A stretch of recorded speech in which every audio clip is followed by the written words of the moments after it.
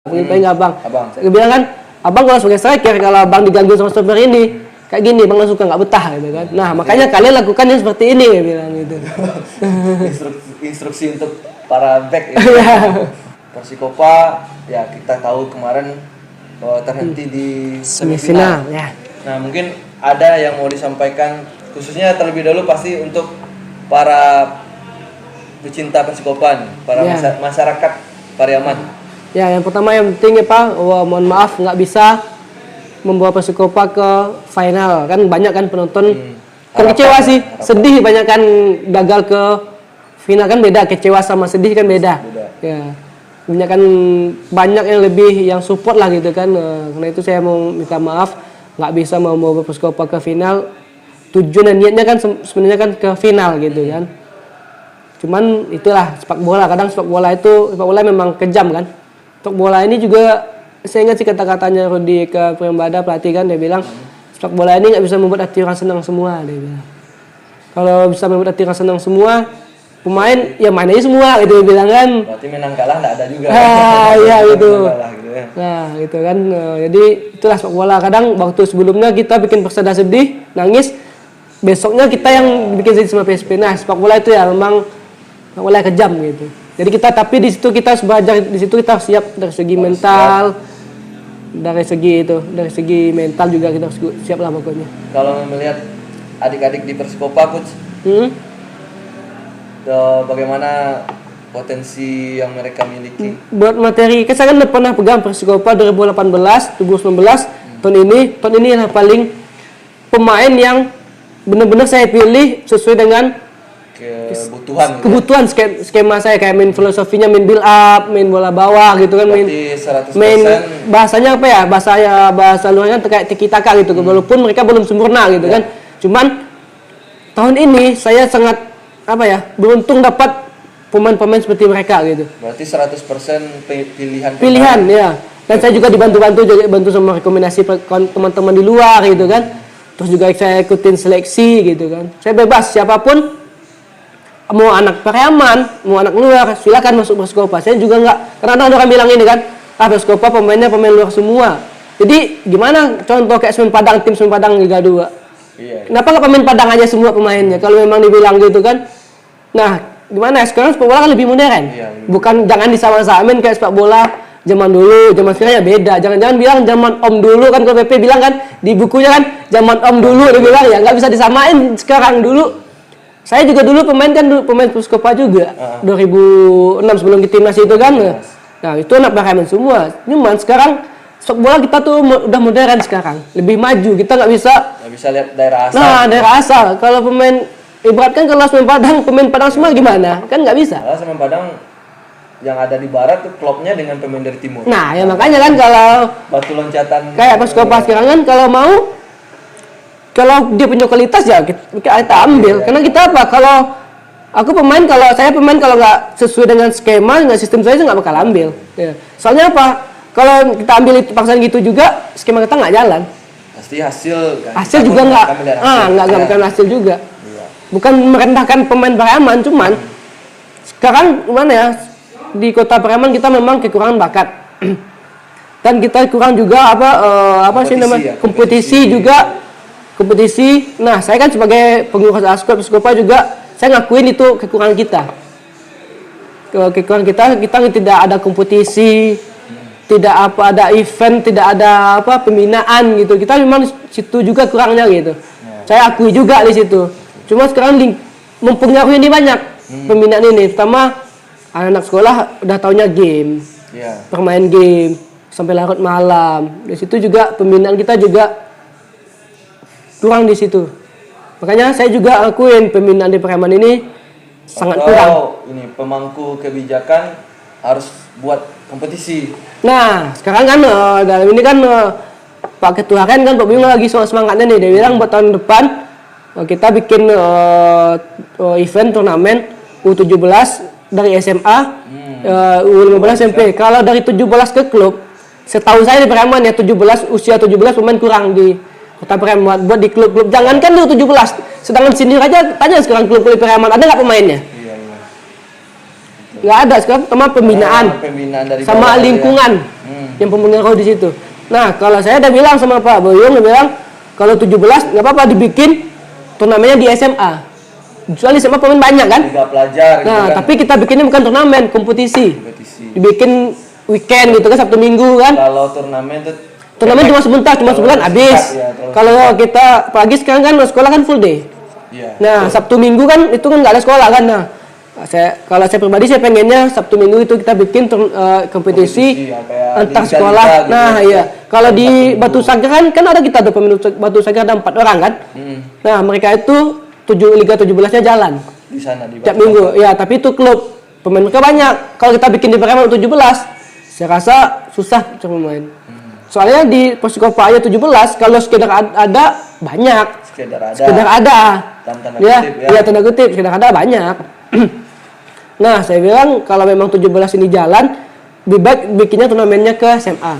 Kalau 15 ke SMP, kalau 13 ke SD.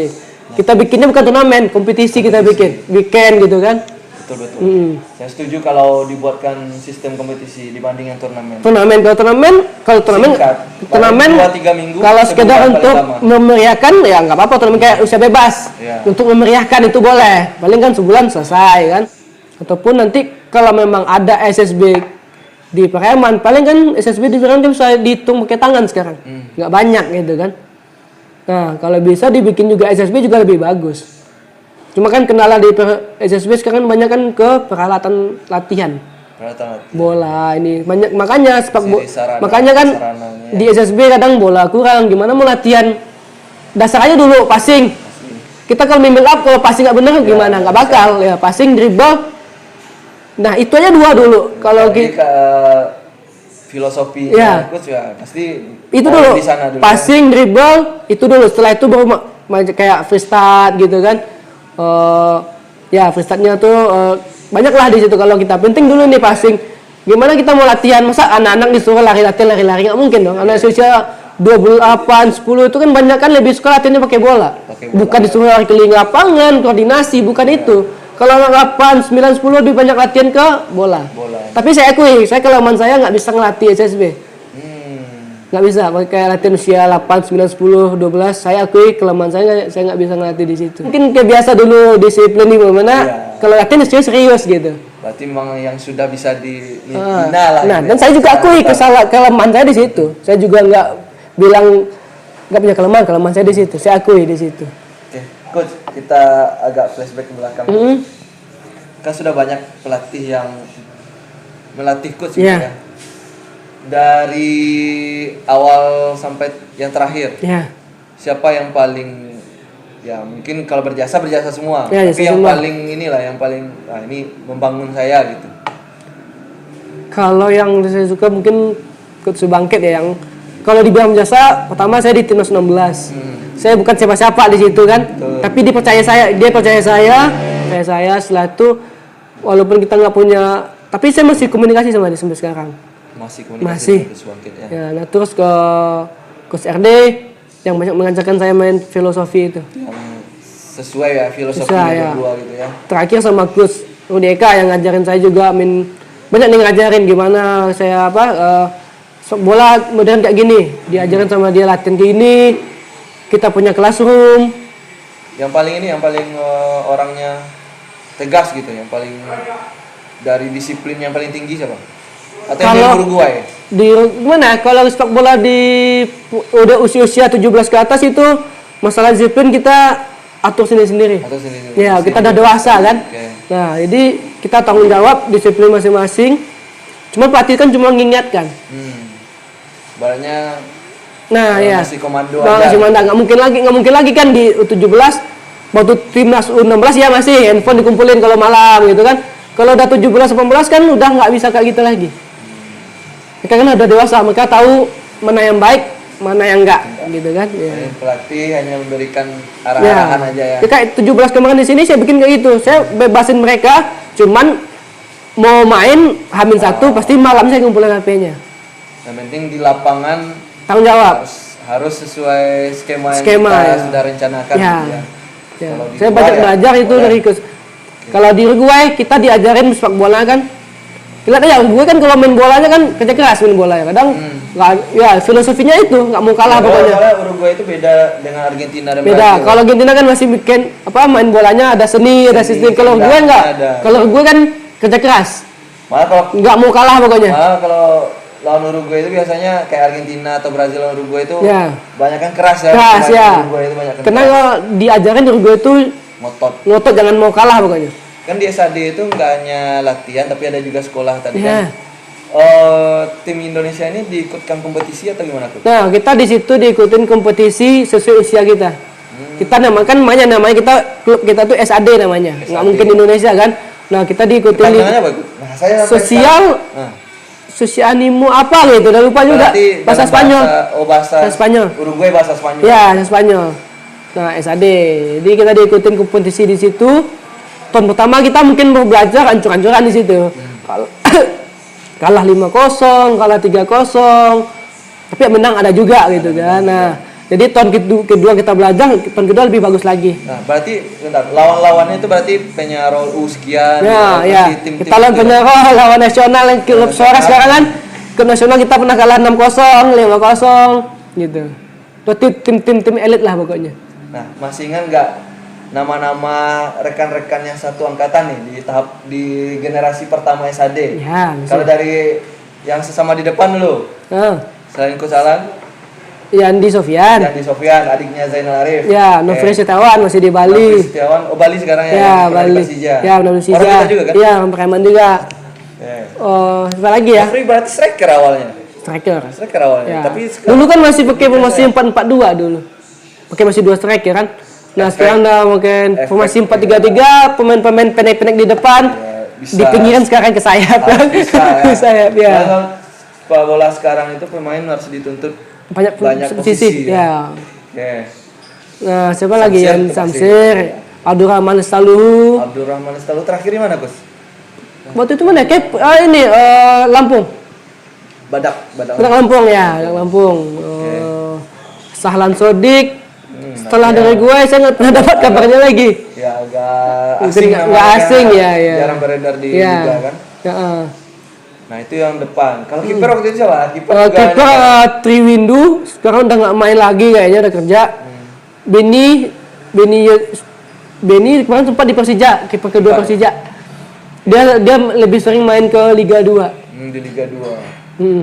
Kalau Hansamu kan SAD. Ansamu tapi- SAD tahun ke-5 atau tahun ke-4? tahun ke-5. Manahati tahun kedua. Tahun kedua berarti dah. Manahati Rizky Pelu masih dapat. Oh, Rizky Pelu. Rizky untuk tahun kedua. Tahun kedua. Manahati Lestusen. Ya. Iya.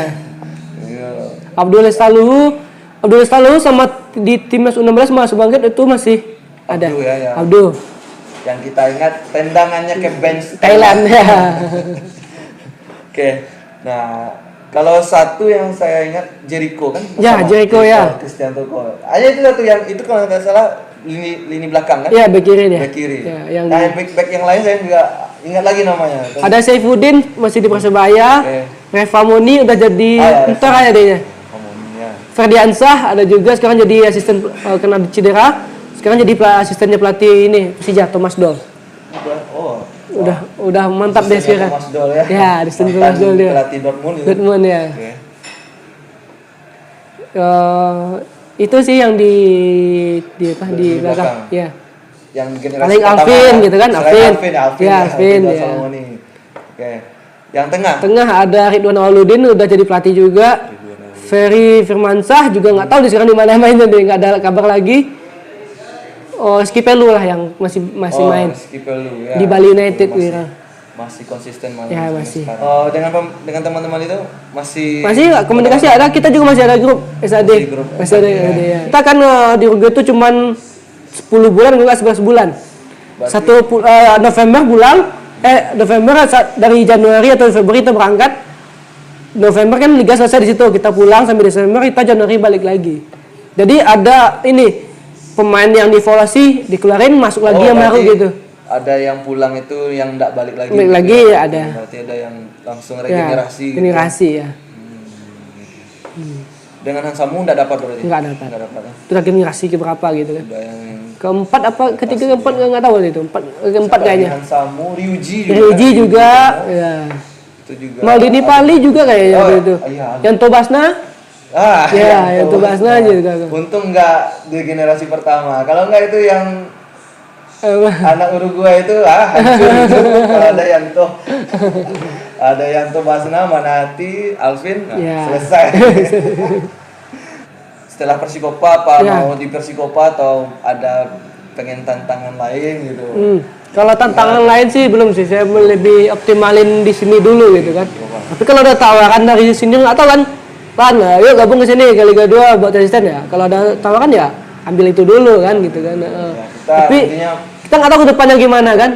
Nah kalau sekarang yang lebih fokus ke selagi dipercaya di Persikopa ataupun gimana, pokoknya di Pariaman saya siap buat bantu ngembangin sepak bola di Pariaman gitu. Tujuan saya cuma satu, kalau sepak bola Pariaman ini pemain-pemainnya saya tujuan saya bukan untuk juara, bukan. Bukan di juara. Ya, kalau juara untuk usia muda itu cuma bonus. Kalau saya senang kalau keberhasilan saya itu saya bisa membawa pemain ke luar, dia dapat klub dia lebih bagus dari saya gitu. Berarti Prestasi saya di sini kalau bisa dia lebih dari saya gitu. Impian. Siapa yang punya potensi di Pariaman, kalau saya bisa bantu mereka keluar, saya bakal bantu. Soalnya kenapa? Kalau mereka di Pariaman di sini aja, hebat di sini aja, orang bakal tahu. Dia bilang dia top di Pariaman nih, dia top di semua, tapi kalau di luar kita nggak kepake ya percuma. kita minta coach untuk menyusun. Kalau coach ini jadi pelatih SAD, nah siapa kita akan susun formasi ini coach. Ya. Susun formasi versi Coach Alan sebagai Ya. pelatih SAD generasi pertama waktu itu. Ya. Formasi dulu. Formasi ya, seperti dulu lah 4-4-2 dulu kita pas zaman SAD juga pakai 4-4-2. Versinya coach, ya kan coach pelatihnya. 4-3-3 ya. 4-3-3. Oke, boleh lah. 4-3-3 kita coba. Ya. Triwindo, Kita kiper. dulu ya. Kiri Jericho masih tetap. Tengah 2. Tengah Ferdiansah, Revamoni. Revamoni Ferdiansyah. Ya. Kelebihannya apa coach? Postur. Ya. Postur ya. Postur ya. Kalau Ferdiansah itu nggak tinggi, cuman timing bolanya bagus dia. Reading the game-nya bagus dia. Sayap satu lagi. Alvin. Udah Ya. pasti. 3 di tengah. 3 di tengah. Saya lebih suka pakai 2 gelandang bertahan. Saya lebih suka Ferry Firmansyah sama Ridwan Awaludin. 2 gelandang bertahan. Nah, di depannya baru saya. Di depannya Kalau saya kalau Coach Alannya main. ya kalau ya di situ. Kalau nggak di situ saya taruhnya Samsir Alam. Samsir Alam. Ya. 3 di 2 depan. 3 depan ya. Di kanannya Yandi. Yandi kan. Oh, Yandi kanan. Yandi Sepian. Kiri Kirinya Abdurrahman Staluhu. Abdullah Masalu. Tengah Striker ya waktu itu kita memang kekurangan striker juga waktu itu ya. Siapa ya? Mungkin lebih bagusnya Coach Alan pun waktu itu ini. juga ya. Iya di situ juga kan. Gini, 9-nya Yandi, kanannya Nofri. Nofri Setiawan. Ya. Oke, itu formasi dari Coach Alan. Kalau Ya. Coach Alan yang jadi pelatih SAD waktu itu 4-3-3 dengan 4-3-3. filosofi ball position. Profession ya. Oke, build up dari bawah.